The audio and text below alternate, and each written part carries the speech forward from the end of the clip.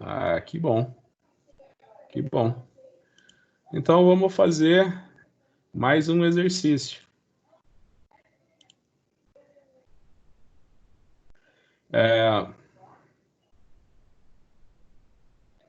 O arsênio, em 1,01 gramas de amostra de pesticida, foi... Acho que isso daqui a gente já fez um muito parecido, né? A gente já fez um muito parecido, mas esse daqui eu sempre pergunto em prova. Então, apesar da gente ter feito um parecido, a gente vai fazer de novo. Presta bastante atenção que esse daqui vai cair na prova, só vai mudar os números. O arsênio, em 1,01 gramas de amostra de pesticida, foi convertido a arsenato por tratamento adequado. O ácido foi então neutralizado e exatamente 40 ml de nitrato de prata de concentração 0,06222 mol por litro foram adicionados para precipitar quantitativamente o arsênio como arsenato de prata. O excesso de prata no filtrado e nas lavagens do precipitado foi titulado com 10,76 ml de tiocianato de potássio de concentração exata 0,1000 mol por litro. Calcular a porcentagem de óxido de arsênio na amostra. Então, muito bem, a gente tem esse exercício. Vou dar Ctrl C, Ctrl V para Excel.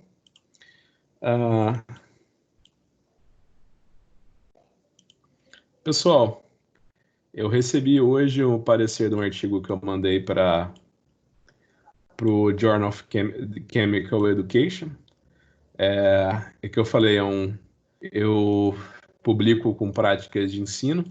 Aí é uma prática de ensino que eu faço utilizando o R para fazer cálculos, né? Aí eu recebi hoje o parecer, eles aceitaram, estou super feliz, né?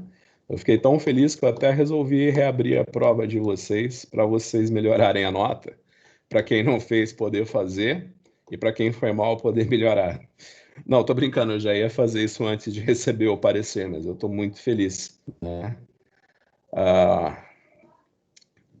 Agora, às 10, quando eu terminar a aula de vocês, eu pretendo fazer esses ajustes, né? Mas eu estou muito feliz com o resultado do trabalho.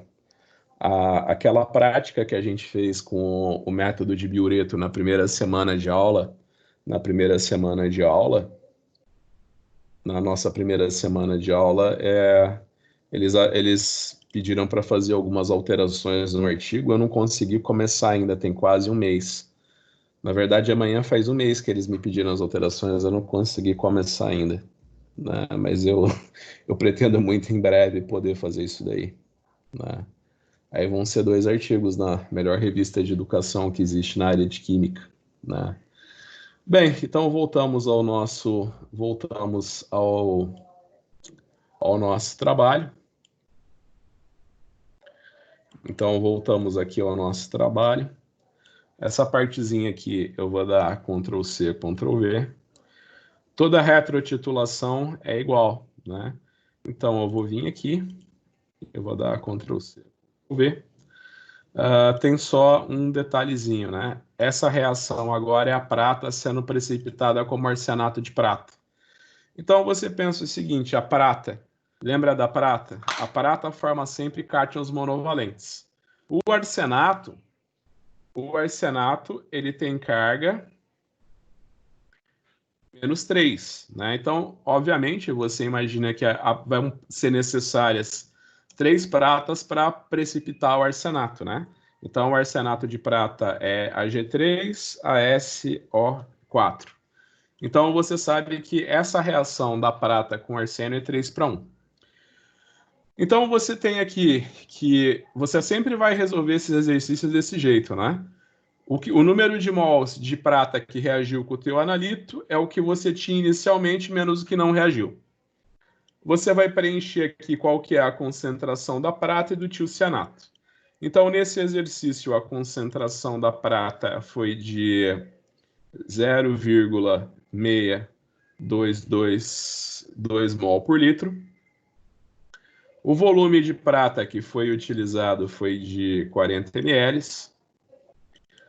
A concentração do tiocianato foi de 0,1 mol por litro.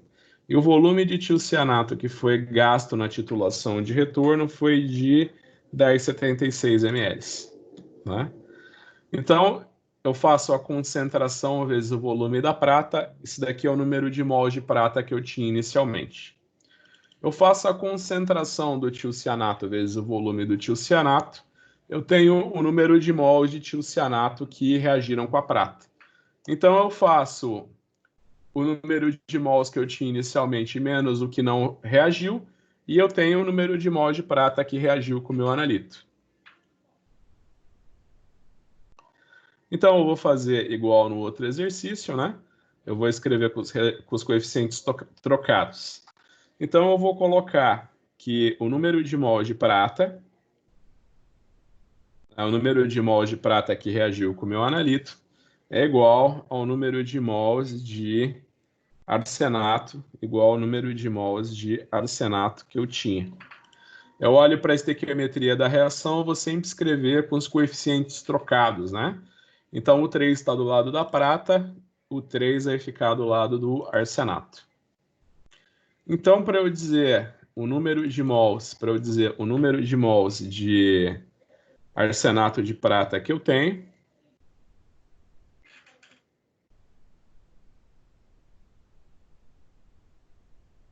então, para eu dizer o número de mols de arsenato de prata que eu tenho, ó, número de mols de arsenato de prata. É só fazer o número de mols de prata que eu tinha inicialmente, dividido por 3. Né? Então, o número de mols de arsenato de prata que eu tenho nessa amostra é o número de mols de prata que reagiu dividido por 3. Então, nessa titulação, eu sei que o número de mols de arsenato de prata, o número de mols de arsenato que eu tenho na minha amostra é 0,47 milimols, né? Então, agora eu vou fazer o resto do exercício. Ele está falando que o arsênio, em 1,01 grama de amostra de pesticida, foi convertido a arsenato por tratamento adequado, né? Então, ele quer dizer qual que é a porcentagem, ele quer que eu diga qual que é a porcentagem de óxido de arsênio nesse pesticida, né? Então, dessa vez eu posso, você imagina o seguinte, né? Você imagina que o óxido de arsênio, né? O óxido de arsênio 3, né? Você imagina que o arsênio, ele é o metalóide. Lembra das aulas de química geral, né? Você imagina que você tem os metais de transição, ferro, cromo, alumínio. Você tem os metais, né? Você tem os metais alcalinos, alcalinos terrosos, metais alcalinos, lítio, sódio, potássio. Metais alcalinos terrosos, você tem o magnésio, o bário, o estrôncio, né? E você também tem os metais que não são de transição, como, por exemplo, o alumínio e chumbo. Alumínio e chumbo são metais, mas não são metais de transição. Você tem os não metais são o que? Oxigênio, nitrogênio, fósforo, enxofre. E você tem os metalóides. Os metalóides têm propriedades intermediárias entre os metais e os não metais.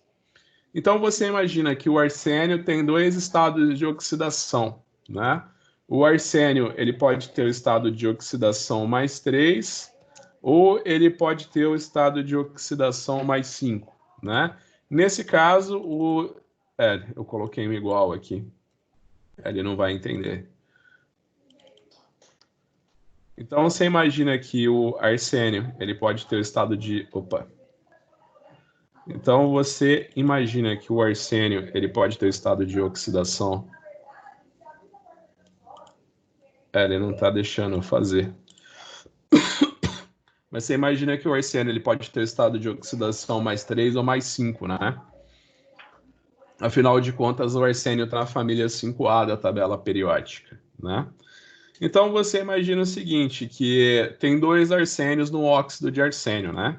Então, você pode imaginar que o número de mols de óxido de arsênio que eu tenho na minha amostra é a metade do número de mols de arsenato, né? Opa. Então, vai ser isso dividido por 2. Tá, então eu sei que nessa amostra eu tenho 0,23 milimol de óxido de arsênio. Para eu dizer para ti qual que é a massa de óxido de arsênio que eu tenho na minha amostra, né? Desculpa, eu esqueci do 2 aqui em cima. Para eu dizer a massa que eu tenho de óxido de arsênio na minha amostra, o que é que eu preciso fazer? Multiplicar o número de mols pela massa molecular. Então, a massa molecular do óxido de arsênio, o próprio enunciado do exercício fala para mim que é 197,84. Então, essa daqui é a massa molecular do óxido de arsênio na minha amostra, né? Então, então tem só um detalhe. Lembra que a massa molecular vai ser sempre grama por mol. Eu estou multiplicando grama por mol por milimol. Então, vai cortar mol por mol. Qual que vai ser a minha unidade de massa? Miligrama, né? Então, eu vou multiplicar o número de mols da minha amostra pela massa molecular e eu vou ter a minha resposta. Quer dizer que nesse pesticida tem 46,5847 miligramas de óxido de arsênio 3. Agora ele quer que calcule a porcentagem, né? Então você imagina que a massa da minha amostra, isso daqui é dado do enunciado do exercício, a massa da amostra é de 1,010 gramas, tá vendo? Então, para eu calcular a porcentagem de arsênio na minha amostra, tem só um detalhe, né? Essa massa aqui que ele me deu está em gramas, né? Então, para eu passar, então você imagina que a porcentagem eu vou ter que dividir massa em gramas por massa em gramas, massa em miligramas por massa em miligramas. Então, eu posso passar essa massa aqui para miligramas, multiplicando ela por 1.000, né? Aí eu multiplico ela por 1.000. Essa daqui que é a massa da minha amostra em miligramas.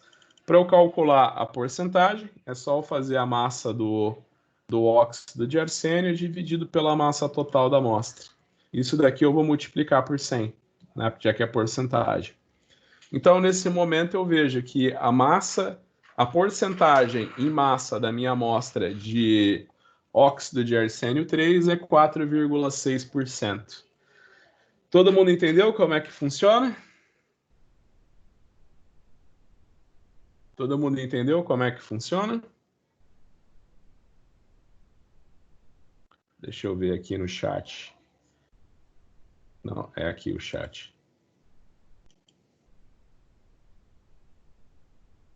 Muito obrigado quem me deu, muito obrigado quem me deu os parabéns pelo artigo. Fiquei muito feliz mesmo com a aprovação do artigo. Vocês entenderam como é que resolve esse exercício que eu acabei de resolver? Esse exercício aqui vai cair na prova. Todo mundo entendeu como é que faz? Todo mundo entendeu como é que faz?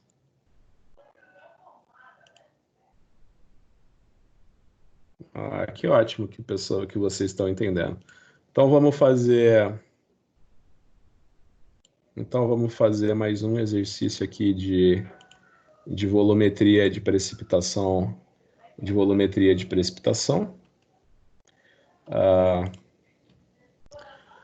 Uma amostra de 20 tabletes de sacarina foi tratada com 20 ml de nitrato de prata 0,08181 mol por litro. A reação é uma sacarina reage com uma prata, né? Então você imagina que a sacarina reage com a prata. É uma reação 1 para 1. Após a remoção do sólido, a titulação do filtrado e do lavado requereu 2,81 ml de tiocianato de potássio de concentração 0,041124 mol por litro. Calcular o número médio de miligramas de sacarina em cada tablete. Isso daqui também é um que eu sempre pergunto na prova. Será que vocês têm que acertar esse daqui na minha prova? Então, vou vir aqui, vou dar um colar special. Vou reduzir um pouquinho para ele não matar todo o espaço, né? Então, aqui você é igualzinho o outro exercício, né? Você vai resolver sempre de maneira igual os exercícios de volumetria de retorno, né? Então, você imagina que você vai fazer tudo igual, só que agora a reação que tem, né? A reação que tem é 1 para 1. Então, você imagina que 1 mol de sacarina reage com 1 mol de nitrato de prata, né? Então, vamos lá. Qual que é a concentração do nitrato de prata nesse exercício? 0,8181 mol por litro. Qual que foi o volume de nitrato de prata que foi colocado? 20 ml. Então, ó, pessoal, pensa o seguinte, ele pegou 20 tabletes de sacarina, dissolveu, né? Aí ele pegou essa solução que tinha os 20 tabletes de sacarina e colocou 20 ml de nitrato de prata 0,8181 mol por litro, né? Então, nesse momento, toda a sacarina que tinha nos 20 tabletes precipitou como um sal de prata. A prata que não reagiu com a sacarina, né? Lembra que o princípio da retratitulação é sempre esse, né? Eu vou colocar mais prata do que eu preciso para reagir com o meu analito. O excesso de prata eu titulo por retorno com tiocianato, né? Então, o excesso de prata foi titulado com 2,81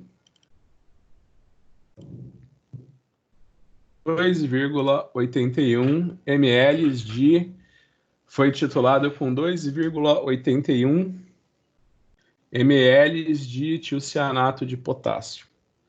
A concentração do tiocianato de potássio é de 0,04124 mol por litro. Esta aqui é a concentração do tiocianato de potássio. Então, você sabe que o número que você tinha inicialmente de prata, o número de mols de prata, é a concentração vezes o volume da prata. O número de mols que não reagiu com o meu analito é o que eu titulei com tiocianato de potássio. A concentração do tiocianato de potássio é 0,4124 mol por litro. O número de mols que reagiu, o número de mols que reagiu vai ser o que eu tinha inicialmente menos o que não reagiu. Então, eu sei que 1,52 milimol de pratas reagiram com a sacarina. Eu sei que essa reação é 1 para 1. Então, eu vou colocar que o número de mols de sacarina que eu tinha na amostra é igual ao número de mols de nitrato de prata. Então, aqui eu tenho o... Então, aqui eu tenho o número de mol de sacarina que tinha. Para eu transformar o número de mols em sacarina em massa de sacarina, o que eu tenho que fazer? Então, ó, vocês sabem que o número de mols é igual a massa dividido pela massa molecular. Eu posso pegar a massa molecular e multiplicar pelo número de mols. Aí eu tenho que a massa é igual ao número de mols vezes a massa molecular. É dado do exercício que a massa molecular da sacarina, esse é dado do exercício, é de 205,17 grama por mol. Então, detalhe, né? Aqui o número de mols de sacarina vai estar em milimols. Quando eu multiplicar milimol por grama mol, vai cortar mol com mol, vai sobrar o m e o grama. Então, a resposta será em miligramas. Então, a massa de sacarina que eu tenho nesses 20 tabletes é o número de mols vezes a massa molecular. Então, eu tenho 311,923 miligramas de sacarina em 20 comprimidos, né? Em 20 tabletes. Para eu saber a massa de sacarina em cada um dos tabletes, né? Eram 20 tabletes. Eu vou dividir isso daqui por 20, afinal de contas eram 20 tabletes. Então, cada tablete tinha 15,5962 miligramas de sacarina, tá? Pessoal, que eu falei, a gente está fazendo conta com Excel, né? Então não tem como eu mostrar a unidade, né? O Excel só utiliza números, né? Mas é que eu falei, fica bem ligado no que você está fazendo. Você tá multiplicando uma concentração que está em mol por litro por um volume que está em ml. Então vai cortar litro com litro, vai sobrar o quê? O m e o mol. Então tua resposta vai ser em milimol. Se você pegar que isso daqui é mol ou não milimol, você vai errar por um fator de 1000 a tua resposta. Aí não adianta você falar para mim, professor, foi só um errinho, né? Você vai errar por um fator de 1000, né? Um fator de 1000 não é um erro pequeno. Toda vez que eu dou aula, eu brinco com o pessoal, que às vezes o pessoal esquece desse detalhe, que aqui é milimol, eu considero mol. Aí chega na resposta certa, mas é uma resposta 1000 vezes maior do que deveria ser, né? Então, tipo, era para ser 15 miligramas, o cara acha 15 gramas, né? Aí eu falo que meu sonho é um dia ficar devendo dinheiro para um aluno desse, né? Aí pego R$ 1.000 emprestado e quando eu for pagar, eu dou R$ 1 e falo que tá certo, né? É praticamente o mesmo valor, né? Eu só corrigi por um fator de 1000, né? Então presta bem atenção para as unidades, tá? Na engenharia é engraçado que você faz os cálculos, né? Você entra quando você é calouro, você faz cálculo 1, 2 e 3, né? Muitas vezes os exercícios de matemática, você vai calcular uma área de um terreno que tem uma aresta X e um comprimento Y, né? Mas tipo, não tem unidade, né? Mas você imagina que na engenharia, na química e na física, as unidades são muito importantes. Então, nunca se esqueça, né, de colocar a unidade corretamente. Vamos fazer mais um exercício aqui. Então, aqui a gente tem uma reação do iodo com o warfarin, né? Esse daqui é o último exercício de titulação que a gente vai resolver, de titulação de precipitação. Aí depois a gente já pode voltar para fazer alguns exercícios de espectrofotometria. Então vamos lá, esse é o enunciado do exercício. Eu vou dar Ctrl C e aqui no Excel eu vou dar Ctrl V. Vou diminuir um pouquinho também para a gente não perder todo o espaço com a questão. Para a gente não perder todo o espaço da questão, né? Então a gente fala que uma solução alcalina de iodo sobre o raticida warfarin, né? O warfarin tem forma C19H16O4.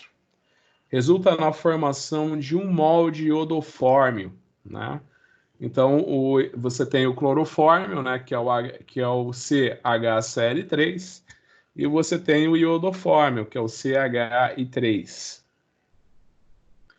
Para cada mol do composto precursor reagido, a análise do warfarin pode, então, ser baseada na reação entre o iodofórmio e a prata.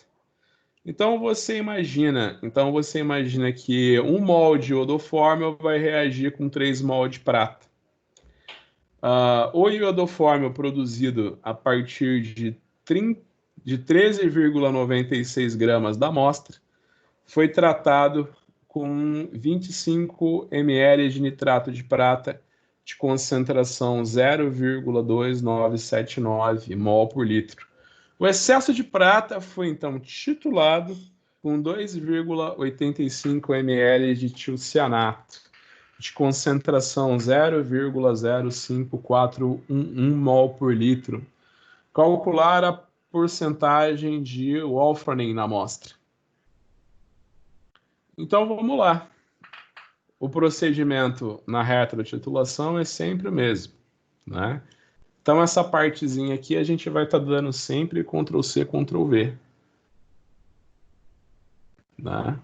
Essa partezinha aqui a gente está sempre dando um Ctrl+C, Ctrl+V.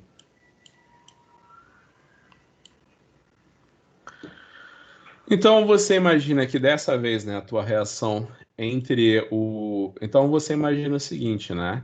Que o warfarin reagiu com o iodo para dar iodoforme. Então, você imagina que a massa da amostra, né? Então, você imagina que a massa da amostra, esse é dado do exercício, é de 13,96 gramas. Essa é a massa da amostra, né? Então, você imagina que essa amostra foi reagido com iodo, todo o raticida foi convertido em iodofórmio. E o iodofórmio foi titulado por volumetria de retrotitulação, né? O iodofórmio foi titulado através do método de Wohler. Eu falei para vocês que a prata tem tanta afinidade para formar sais insolúveis com halogênios, né, para formar aletos de prata, né? Então você imagina que a prata tem uma tanta afinidade para formar cloreto, iodeto, brometo de prata, que a prata chega até a reagir, com substâncias orgânicas que são halogenadas, como pesticidas e como iodofórmio, por exemplo. Então vamos lá, qual que é a concentração do nitrato de prata da minha amostra, né? Então você imagina que você pegou a amostra, tratou ela com iodo, todo o raticida foi transformado em iodofórmio, né? Então você nesse momento você só tinha iodofórmio. Esse iodofórmio você reagiu com 25 ml de nitrato de prata, né? E você titulou o excesso, né? Toda a prata que não reagiu com a amostra, você titulou com tiocianato de potássio por retorno, né? Então, a concentração da prata é de 0,029, é de 0,02979 mol por litro. O volume da prata que foi utilizado nessa titulação foi de 25 ml. Você gastou 25 ml nessa titulação. A concentração do tiocianato era de 0,2979 mols por litro. E o volume que foi gasto foi de 2,85 ml. Então, você sabe nesse momento que 0,65 milimol de prata reagiram com iodofórmio. Então, você vai escrever que o número de mols de iodofórmio é igual ao número de mols de nitrato de prata. Você vai olhar para a reação, um iodofórmio reage com 3 pratas, né? Então, o 3 vai ficar do lado do iodofórmio. Então, para eu dizer o número de mols de iodofórmio que tem na minha amostra, o número de mols de iodofórmio que tem na minha amostra é só eu dividir o número de mols de prata por 3. Então, eu sei que nesse momento, né? Eu sei que nesse momento o número de mols de iodofórmio que saíram da minha amostra é igual a 0,21995 milimol. Bem, vamos lá.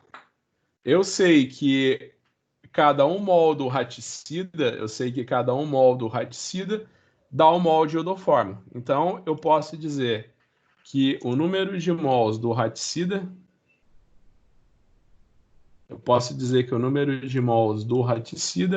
é igual ao número de mols de iodofórmio.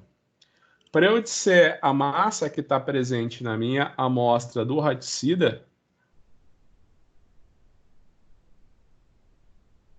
Para eu disser a massa do raticida que está presente na minha amostra, é só multiplicar o número de mols pela massa molecular, né? Então, você imagina que a massa molecular do raticida, né? Massa molecular do raticida é 308,34 grama mol. Tá bom? A massa molecular do raticida é 308,34 gramas mol. Então, para eu disser a massa, o que eu preciso fazer para dizer a massa? É só multiplicar o número de mols pela massa molecular, que eu vou ter a massa. Pessoal, presta atenção que o número de mols está em milimols e a massa molecular está em grama por mol, né? Então, vai cortar mol com mol, vai sobrar m e grama. Então, a resposta é em miligramas. Então, ele quer dizer qual que é a porcentagem do raticida na amostra, né? Então, você imagina que a massa da amostra é de 13,96 gramas. Se eu quiser transformar essa massa em miligramas, basta eu multiplicar por 1.000, né? Aí eu tenho a massa da amostra em miligramas. Para eu disser a porcentagem do raticida nessa amostra, é só eu fazer a massa que eu achei, a massa do raticida que foi determinada na amostra, dividido pelo volume total. Isso daqui eu multiplico por 100 para ter minha resposta em porcentagem. Então, eu tenho que 0,48% da amostra é o raticida Wolfram. E aqui se vai a nossa última questão de volumetria de precipitação. A gente fez todos os exercícios que tinha para fazer de volumetria de precipitação.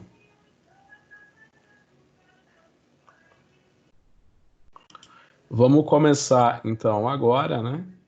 Só um detalhezinho aqui, peraí. Então, só vou colocar antes uma linha aqui, ó.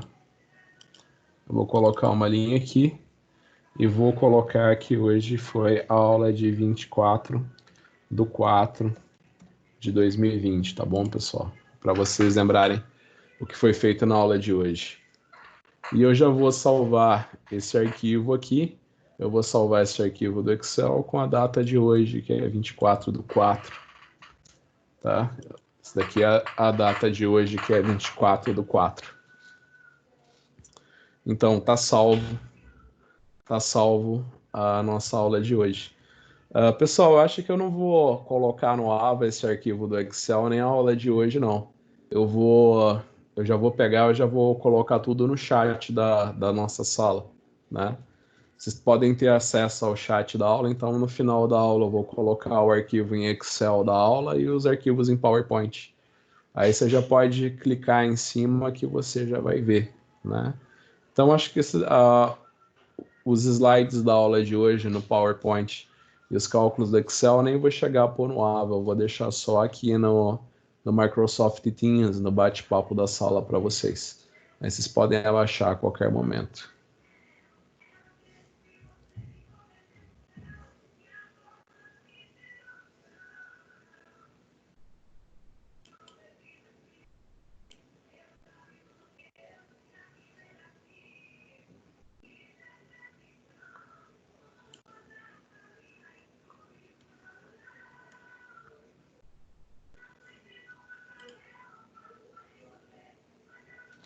Então vamos voltar para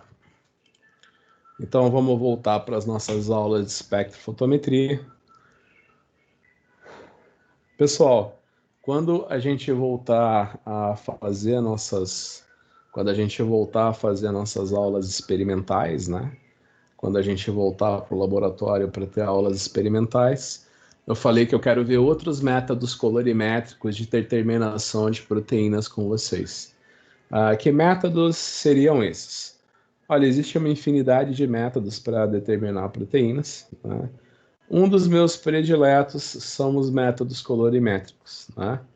Então, que métodos colorimétricos que a gente tem? A gente tem o método de Biureto, a gente tem o método de Lowry e a gente tem o método de Bradford, né? Então, na primeira aula que a gente fez, a gente determinou a concentração de proteína no whey protein, utilizando o quê? O que que a gente utilizou para fazer?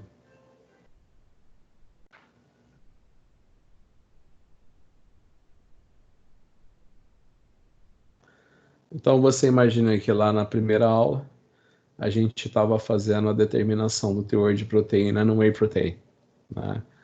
Então, é o que eu falei, o que que a gente vai fazer para determinar o teor de proteína no whey protein, né? O que que a gente pode fazer? Existem três tipos de métodos colorimétricos que são largamente utilizados. Que métodos seriam esses? O método de Lowry, o método do Biureto,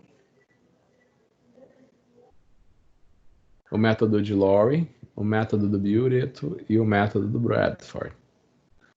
Então, se você for pensar bem, o método do Biureto, ele é meio propenso a dar falsos. O método do Biureto ele é meio propenso a dar falso positivo, né? Ele pode dar falso positivo o método Biureto, né?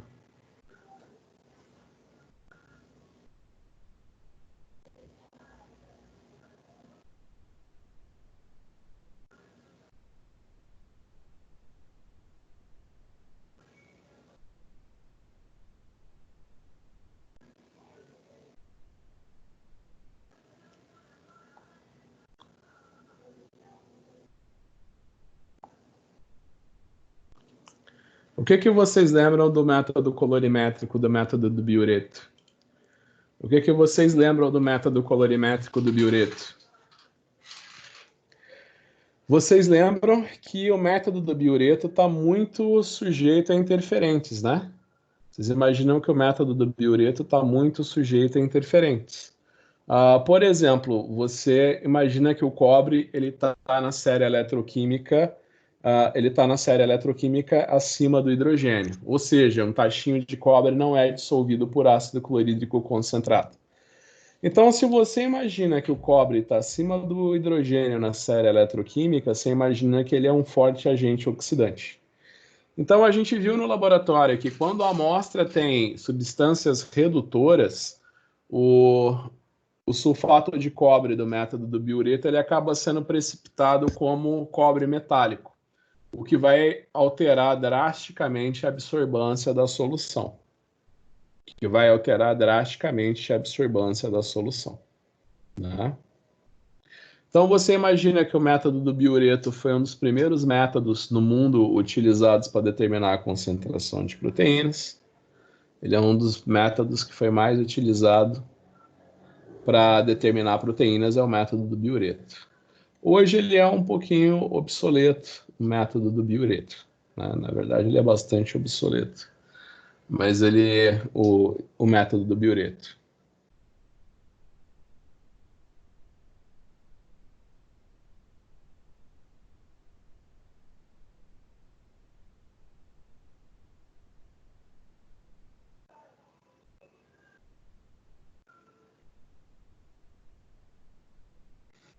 Então, como eu estava falando para vocês, vocês lembram do que aconteceu quando o reagente do Biureto entrava em contato com substâncias redutoras?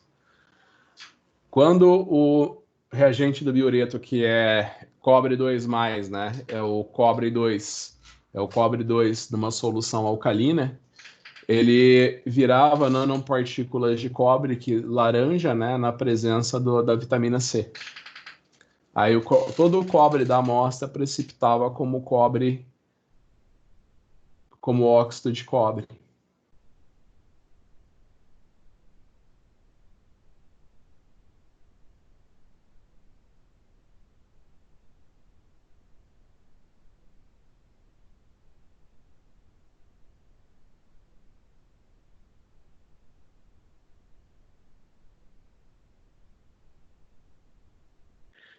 O que que é importante você lembrar nos métodos colorimétricos?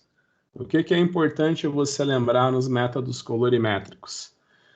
Uma vez a aluna perguntou para mim se a gente poderia determinar a concentração da amostra fazendo uma regra de 3. Eu falei, como assim uma regra de 3? Ele falou, a gente pega, em vez da gente fazer a curva analítica, a gente faz uma única solução que a gente sabe a concentração. Então, por exemplo, eu sei que uma solução que tem concentração X me dá uma absorbância de tanto. Aí tá, ao invés de eu fazer a curva de a curva de calibração, né, a curva analítica que a gente vem fazendo e mostrando nas últimas aulas, né, como é que você obtém uma curva analítica para uma amostra sua. Inclusive eu mostrei como é que se faz como é que se faz isso no Excel para a gente resolver nossa prova online, né? Eu falei, bem, tem um detalhe, né? Você imagina que nesse método, né, que a gente faz uma regrinha de 3. A gente pega um analito, mede a absorbância dele. Aí eu pego um analito que eu sei qual que é a concentração e meço a absorbância, né? Você imagina o seguinte, que pode dar certo eu determinar a concentração fazendo uma regra de 3. O problema é que eu não vou saber se eu estou trabalhando na região em que o método é linear. Como assim, professor? Eu não sei se eu estou trabalhando numa região onde o método não é linear. Você pode ser mais específico?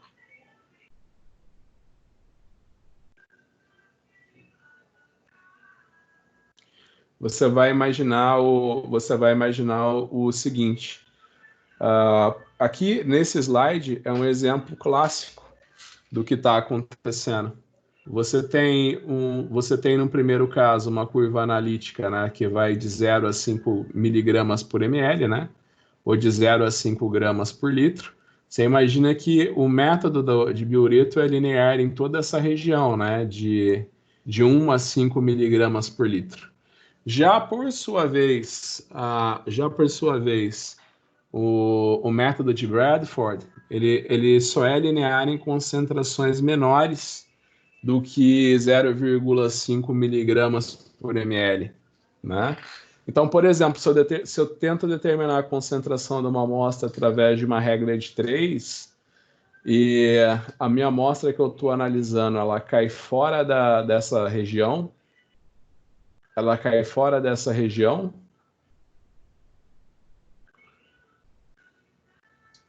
e ela cai fora dessa região, você imagina que o método não vai ser linear nessa região. Então pode observar bem essa figura, tá vendo?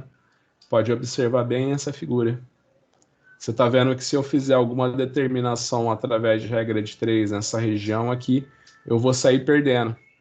Porque nessa região o método de Bradford não é linear.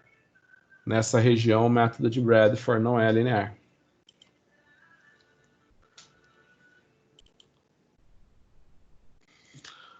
Pessoal, eu vou dar 5 minutinhos para vocês. Eu quero que vocês respondam esse exercício. Um acadêmico do curso de Engenharia Química dissolveu 500 ml de um whey protein em 100 ml de hidróxido de sódio, 0,1 mol por litro.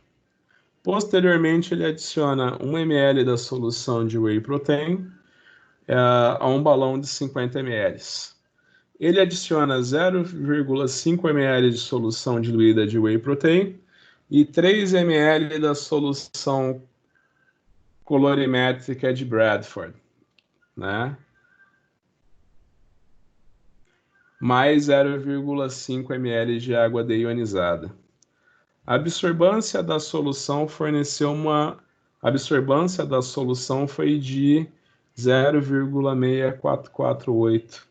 Sabendo que o branco fornece uma absorbância de 0,39, determine a porcentagem de proteínas neste whey. Então, eu vou dar 4 minutinhos para vocês fazerem esse exercício. Eu vou dar 4 minutinhos para vocês fazerem esse exercício e eu quero que vocês me respondam se vocês vão conseguir. Eu quero ver a resposta que vocês vão chegar, tá bom?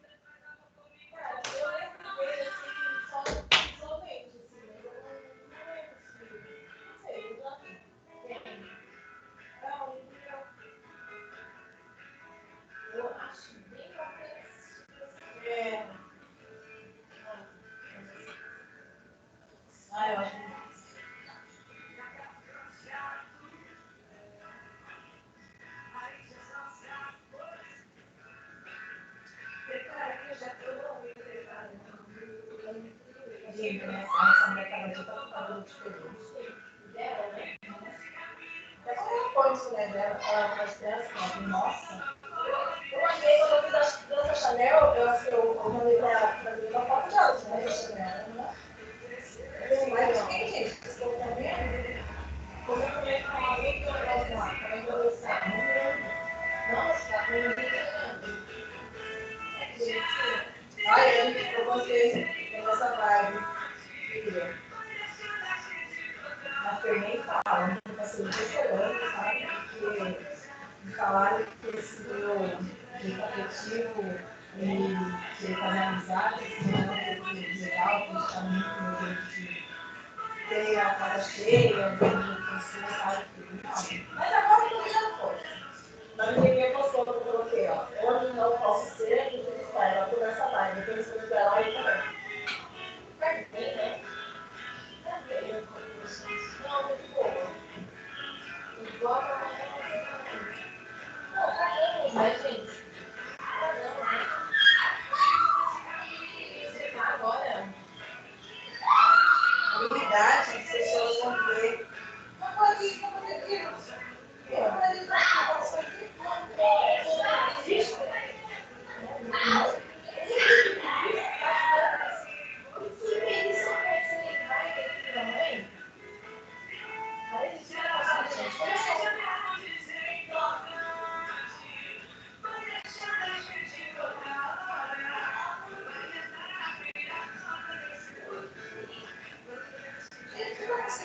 Meu Deus, você é muito. Eu vou botar pra ver.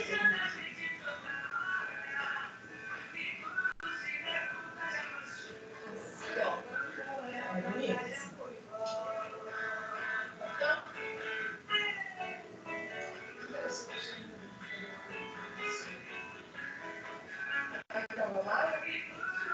Nunca se precisa de alguém que faria tudo por você. Ela vai saber quem?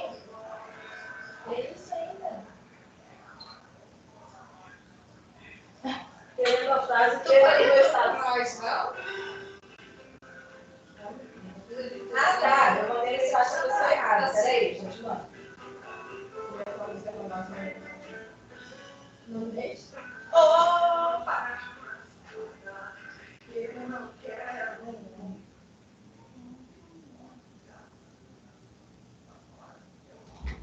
Manda esse negócio aí que você pôs o seu estado de negócio preto. Ó. Mas eu não.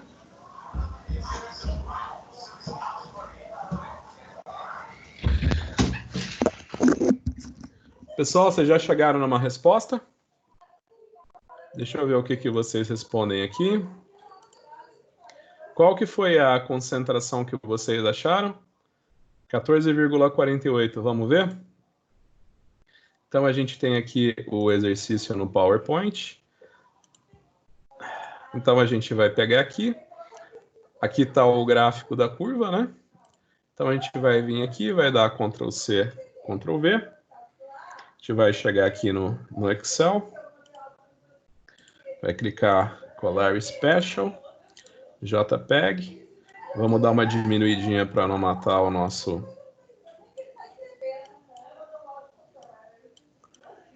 Vamos colocar um áudio, vamos colocar aqui. Então, aqui a gente tem o enunciado, né? Então, ele dissolveu 500 miligramas de whey protein, 100 ml de hidróxido de sódio, né? Então, você imagina, tá, se todo o meu whey protein for proteína mesmo, né? Se todo o meu whey for proteína, qual que vai ser a concentração da minha solução se todo o meu whey for proteína? Eu posso representar a minha concentração em qualquer unidade, né? Eu tenho só que lembrar a unidade. Então, vamos ver. Eu vou representar a minha concentração em miligramas por litro. Então, eu vou dividir 500 miligramas por 0,1 litros, né? Então, a minha concentração é de 5.000 miligramas por litro. A minha concentração é de 5.000 miligramas por litro. Isso daqui que é a concentração da minha solução. Posteriormente, ele adiciona 1 ml da solução de whey protein a um balão de 50 ml. Então, ele diluiu, né? A amostra foi diluída. Eu mostrei para você. Então, se você olhar aqui para o gráfico que a gente tem no PowerPoint, né? Esse daqui, pessoal, esse exercício foi feito com dados que o pessoal do segundo semestre de 2019 fez no laboratório, né? Então, esse daqui é um problema que ele foi resolvido na FURB, né? Tem alguns exercícios ali de titulação que eu tirei do SCUG, né? Aquilo foi exercício que o SCUG fez com os alunos dele lá em Harvard. Esse daqui foi feito por mim com alunos da FURB. Então, se você olhar para esse gráfico, uma coisa que você tem que saber é que a linearidade... peraí. Tenho que dar colar special, senão não vai dar certo. A linearidade do método de Bradford era muito curta, né? Então, quando a gente fez essa aula no laboratório, né, do método de Bradford, o pessoal viu assim que a linearidade desse método é só de 2 miligramas a 12 miligramas por litro. Então, por exemplo, se teve aluno que pegou uma solução que tinha o quê? 5 miligramas de proteína por litro. Aí viu a absorbância 0,3. Aí, quando analisou uma solução que tinha 10 miligramas por litro, viu que tinha uma absorbância de 0,5, né? Isso daqui já está corrigida a absorbância, né? Isso daqui é a absorbância que o aluno mediu menos a do branco, né? Então, nesse gráfico, então, o que o pessoal fez no laboratório? Ele preparou as soluções, né, nas devidas concentrações, mediu a absorbância. Aí ele subtraiu a absorbância da amostra pela absorbância do branco, né? Então, o que a gente tem nesse gráfico já é a absorbância corrigida, né? Então, nesse caso, teve um aluno que pegou uma solução que era 1 grama por litro. Você imagina que, poxa, praticamente 100 vezes mais que o último ponto da curva. Aí ele mediu a absorbância, deu uma absorbância de 1,2. Então, por exemplo, se a gente fosse determinar por uma regra de 3, né, a concentração da amostra, não ia ter um erro absurdo. Por quê?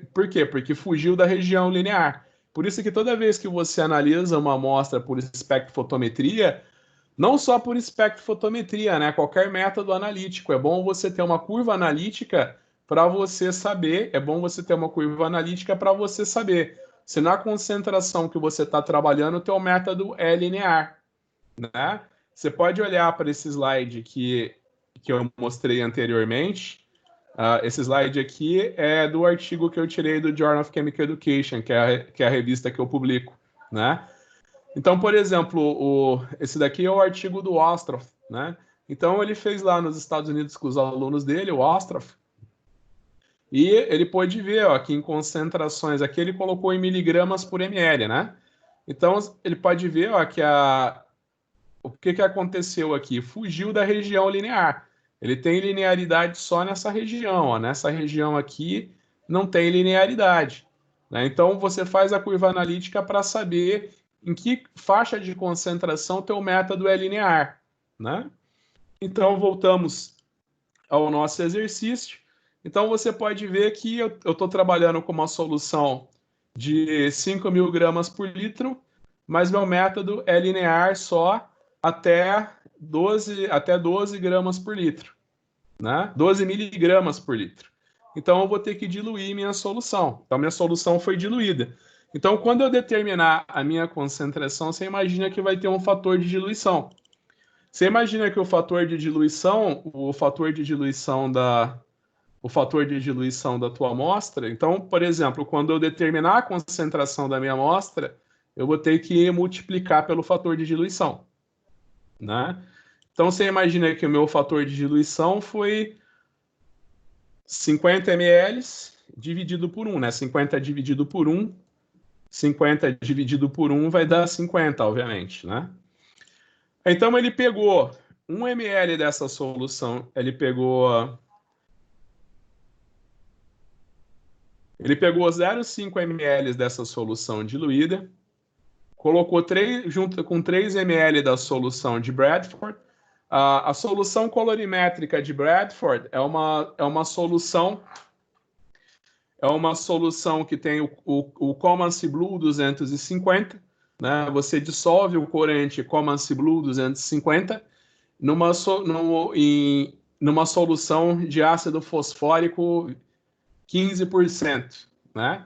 Então ele pegou meio ml dessa solução diluída, misturou com 3 ml da solução colorimétrica e colocou mais 0,5 ml de água. Então você imagina que a amostra de whey protein foi diluída 2 vezes, né? Você imagina que eu tive um volume final, né? Então você imagina que nesse segundo caso, né? Eu misturei meio ml da amostra com 3 ml de solução colorimétrica e meio ml de água. Então você imagina que ele teve um volume final de 4 ml e a amostra dele tinha um volume inicial de meio ml. Então você imagina que você tem 2 fatores de diluição aqui. Você diluiu a amostra, você diluiu tua amostra antes de fazer a tua análise, e a tua amostra você voltou a diluir quando você fez a tua análise, né? Então você tem 2 fatores de diluição. A absorbância da solução forneceu uma absorbância de 0,6448. Sabendo que o branco forneceu uma absorbância de 0,3295, determine a porcentagem de whey protein na tua amostra, né? Então, basicamente, o que ele fez? Ele leu a absorbância da amostra, né, dessa amostra que ele preparou, e ele obteve uma absorbância, né? Então, isso daqui é a absorbância da amostra. Aí ele pegou essa amostra, né? Ele leu a absorbância dela e deu 0,6448. Aí ele pegou uma amostra que tinha 3 ml da solução colorimétrica e misturou com 1 ml de água. Então, esse daqui é a absorbância do branco. 0,3925. Então, a absorbância dele, né, vai ser a absorbância da amostra menos a do branco. Para ele determinar a concentração da amostra dele, você imagina o seguinte, que você tem a curva analítica, né? Você tem a tua curva analítica, que você pode dizer que ela é A mais BX, né? Então, você imagina que para você determinar o valor de x, né, você vai falar que x é igual a y menos a dividido por b. Então, para dizer a concentração da amostra, você lembra que a tua concentração vai ter a mesma unidade que teu eixo x, né? Então, teu eixo x está em miligramas por litro, a tua concentração, que você vai determinar através da curva analítica, a concentração que você vai determinar através da curva analítica vai ter a unidade de miligramas por litro. Então, você tem a tua absorbância, menos 0,0796. Aqui o coeficiente, tá vendo? O coeficiente linear é positivo, né? Se fosse negativo, menos com menos daria mais, né? Às vezes o pessoal erra por isso. Às vezes tem equações, né, que o coeficiente linear tem um valor negativo. Aí o pessoal não se atenta a isso e coloca menos aqui. Aí erra, por quê? Porque menos com menos dá mais. Aí você vai dividir pelo coeficiente angular, que é 0,0432. Então você determinou que a tua amostra tem uma concentração de 3,99796 miligramas por litro, né? Então tá, então para eu dizer qual que é a concentração verdadeira da minha amostra agora, né? A concentração real da minha amostra, eu vou multiplicar ela pelos fatores de diluição, né? Então aqui é a concentração da minha amostra, eu vou multiplicar pelos fatores de diluição. E eu vou obter uma concentração de 1.599,07 miligramas por litro. Para eu calcular a porcentagem, eu vou fazer o que eu achei, né, pela concentração que deveria ser se fosse 100%. Então, eu vou ter a minha concentração que eu determinei através do método colorimétrico, dividido pela concentração da amostra, se ela fosse 100% proteína, e vou multiplicar por 100. Dá um valor de 31,98%. Deixa eu ver. Eu vou colocar já para vocês essa aula e o Excel dessa aula para vocês ali no bate-papo da aula, tá? Então, ó, a gente já terminou a parte de volumetria de precipitação e volumetria ácido base. Aí agora a gente vai fazer mais exercícios de colorimetria, né? Aí a gente vai fazer a volumetria de óxido redução, mais alguns exercícios de colorimetria e por fim a gente termina com a volumetria de complexação, que é bem rapidinho a volumetria de complexação, tá? E vocês já podem tentar fazer os exercícios, né? Por exemplo, esse daqui foi através do método de Bradford. Esse daqui foi feito através do método de Biureto. Esse daqui foi feito exatamente, né, como a gente fez para o método de Biureto. Esse daqui ele foi feito através do método de Lowry. Esse daqui é um exercício que eu fiz com o pessoal também do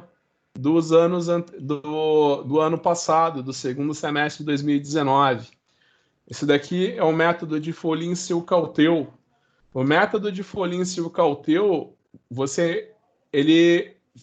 o princípio dele é você reagir o reagente de Folin-Silcauteu com o teu analítico, com a tua amostra. A gente fez isso para a cerveja. A gente determinou a atividade redutora da cerveja. Então, você imagina que o reagente de Folin-Silcauteu, ele tem essa forma aqui. Ele é um complexo de tungstênio com molibdênio. Esse complexo, ele é amarelinho. Então, você imagina que o reagente de Folin-Silcauteu é amarelinho. Você mistura o reagente de Folin-Silcauteu com a cerveja. As substâncias redutoras na cerveja, né, por exemplo, os ácidos orgânicos, os fenóis, né, todas as substâncias redutoras que tem na cerveja vão se ligar com o reagente de Folin-Silcauteu e aí quando você torna o meio alcalino, o reagente de Folin-Silcauteu é reduzido pelas substâncias redutoras da cerveja. Aí ele fica azul, né? Então, o método de Folin-Silcauteu ele é utilizado para determinar a atividade redutora de alimentos, né? Então, eu fiz isso com o pessoal ano passado. Quando voltarem nossas aulas presenciais, a gente vai fazer isso aqui também no laboratório. A gente vai determinar a atividade redutora da cerveja. Basicamente, o procedimento ele consiste em você diluir a cerveja, porque a cerveja tem uma concentração muito alta de substâncias redutoras, né? Então você dilui a cerveja, mistura a cerveja com reagente de Folin-Silcauteu. Depois ela vai mudar. Depois você adiciona uma solução alcalina, você coloca carbonato de sódio. Aí, meio alcalino, o reagente de Folin-Silcauteu vai mudar do amarelo para o azul. Aí, através da intensidade dessa cor azul, você diz a atividade redutora da cerveja. Isso daqui é interessante, sabe? Quando a gente for fazer essa aula no laboratório, isso aqui é muito interessante, né? Não sei se tem alguém na sala que é apreciador de cerveja, né, na nossa turma, mas, por exemplo, o pessoal acha o máximo, sabe? Você leva uma cerveja vagabunda, então eu vou no supermercado, eu vou lá e compro uma Serrana, uma cerveja aí de 76 centavos. E a gente compra uma cervejinha aí chique, né? Uma cervejinha boa, que o pessoal considera como boa. Aí a gente vem e compara a atividade redutora de uma cerveja vagabunda com uma cerveja cara. Aí a gente vê se o... Aí eu sempre falo para o pessoal me dizer o seguinte, né? Será que Se o preço da cerveja for proporcional à atividade redutora, será que a gente pagou um preço justo na cerveja que é mais cara?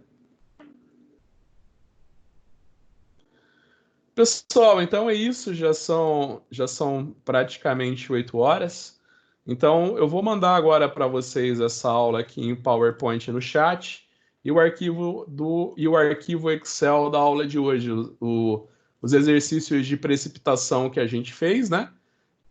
No arquivo aqui do Excel está marcado, então eu vou colocar aqui no final que essa daqui aqui terminou a aula de 24/4 de 2020. Está marcado aqui que no dia 24/4 de 2020 essa aula terminou, né? Eu vou mandar então o arquivo do Excel e a aula de colorimetria, né? Os exercícios de colorimetria para vocês no chat da aula. Vocês já podem tentar fazer todos os exercícios da aula de colorimetria. Aí nas próximas aulas vocês só conferem com o resultado. Alguém quer falar alguma coisa? Alguém tem alguma dúvida? Senão eu vou encerrar a aula.